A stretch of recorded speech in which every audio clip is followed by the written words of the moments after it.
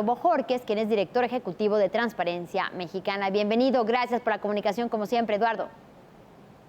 Al contrario, qué gusto saludarte, Elena. Gracias a ustedes por la oportunidad de participar en el programa. Eduardo, ¿a qué se debe el poco avance en el combate a la corrupción, pese a que esta ha sido una de las banderas de la actual administración? Pues hay mucho ruido y pocas nueces. La manera de saber, Elena, si realmente se está avanzando en materia de control efectivo de la corrupción es cuando un juez dicta sentencia y se identifica a los responsables de los desfalcos cometidos, por ejemplo, contra el erario público, contra el dinero que es de todas y de todos. Como decías hace un momento, las grandes tramas de corrupción que el gobierno ha escogido como emblemáticas que van a definir su gestión, el caso de Odebrecht, Agronitrogenados, Segalmex, pues en ninguno de estos casos ha llegado alguna sentencia, nadie ha sido encontrado responsable de los delitos que se han discutido ampliamente en la opinión pública y pues la herida no cicatriza, sigue abierta, ¿no? Los grandes casos siguen sin ser sancionados y por lo tanto sabemos que no estamos en presencia de justicia. Un tema adicional, ha habido una oferta política muy importante durante los últimos años de devolver a las arcas de la nación los recursos que fueron desviados del erario público y como tú y yo sabemos, Elena, ni un solo peso de los recursos desviados por estos grandes casos de corrupción ha regresado a las arcas de la nación.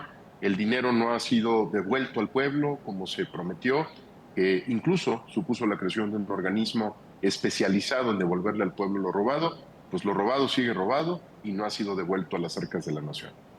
¿Qué tan estrecha, Eduardo, es o debería de ser la relación entre transparencia y el combate a la corrupción para que este realmente sea efectivo? Mira, la transparencia lo que ayuda es a mantener muchos ojos alertas alrededor de una agenda pública. Por eso es tan importante, por ejemplo, que los contratos se publiquen en Compranet, se divulgan ampliamente, porque muchos ojos siempre serán vigilantes de lo que está pasando ahí. Cuando los contratos se clasifican como confidenciales o reservados o se escudan bajo el paraguas de la seguridad nacional para que tú o yo o cualquier persona los conozca, pues son menos los ojos que pueden confirmar lo que está pasando. La transparencia es una herramienta que le permite al gobierno descentralizar, ampliar el número de observadores y mejorar, por lo tanto, la posibilidad de que se vigile el dinero de todas y de todas. En los últimos años, sin embargo, ha habido retrocesos. Cada vez son más frecuentes las respuestas de información inexistente, cada vez más asuntos se clasifican como materia de seguridad nacional sin serlo, Elena, porque no lo son. Muchos contratos pueden ser públicos, aunque los conduzca las licitaciones del ejército. Y lo que hoy sabemos es menos sobre cómo se está gastando el dinero público y por lo tanto el riesgo de corrupción se amplía.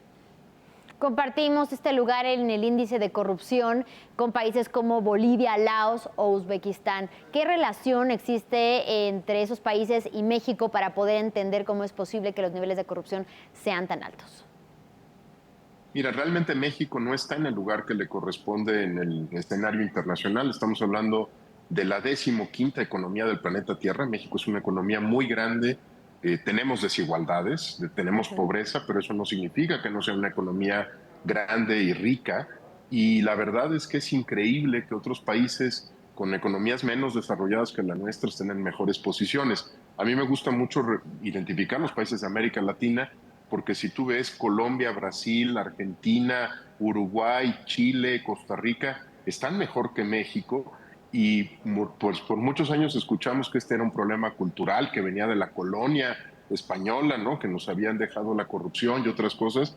Pues hay países que tienen la misma historia, la misma tradición, el mismo pasado que México, que están 70 lugares mejor ubicados que nosotros en estos instrumentos internacionales. Entonces, no es un problema de la idiosincrasia de los mexicanos, no tiene nada que ver con cómo fueron nuestros abuelitos o nuestras abuelitas, tiene que ver con cómo se comporta el gobierno, cómo hace negocios, cómo crea estructuras competitivas y ahí está la clave. Entonces, cuando ves otros países, te das cuenta pues, de que estamos pagando un costo muy alto por permitir que la corrupción siga siendo parte de nuestra vida institucional y política.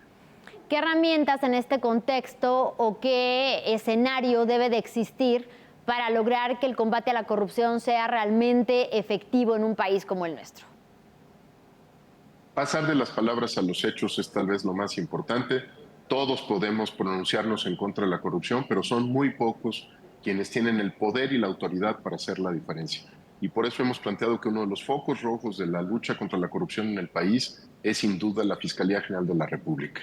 La Fiscalía General de la República es la única que tiene los recursos económicos, el poder, la autoridad, la capacidad técnica para conducir muchas de estas investigaciones y llevarlas a juicio, a buen puerto y que lleven, que haya sentencia. La Procuraduría General de la República es también la que tiene las facultades para repatriar el dinero desviado por los que corrompen, por los que participan de estas tramas, y nos parece que pese a que se le dio un poder inmenso a la Fiscalía a partir de su reforma constitucional y de haberle dado autonomía, es tal vez el foco rojo en el tema del combate a la corrupción en el país y hay que poner atención especialmente ahí.